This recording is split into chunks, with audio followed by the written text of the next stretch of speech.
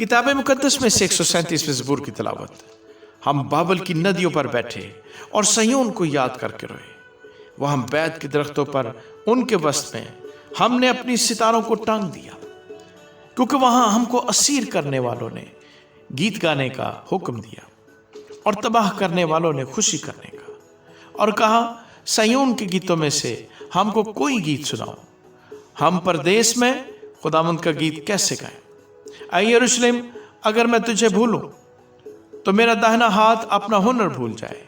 अगर मैं तुझे याद ना रखूं, अगर मैं यरूशलेम को अपनी बड़ी से बड़ी खुशी पर तरजीह ना दूं, तो मेरी जुबान मेरे तालू से चिपक जाए।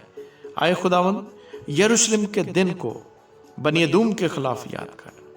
वो कहते थे इसे ढा दो, इसे बुनियाद तक ढा दो। ऐ बाबल की बेटी जो हलाक होने वाली है, वो मुबारक होगा जो तुझे उस सलूक का जो तूने हमसे किया बदला दे। वो मुबारक होगा जो तेरे बच्चों को लेकर चट्टान पर पटक दे। आमीन।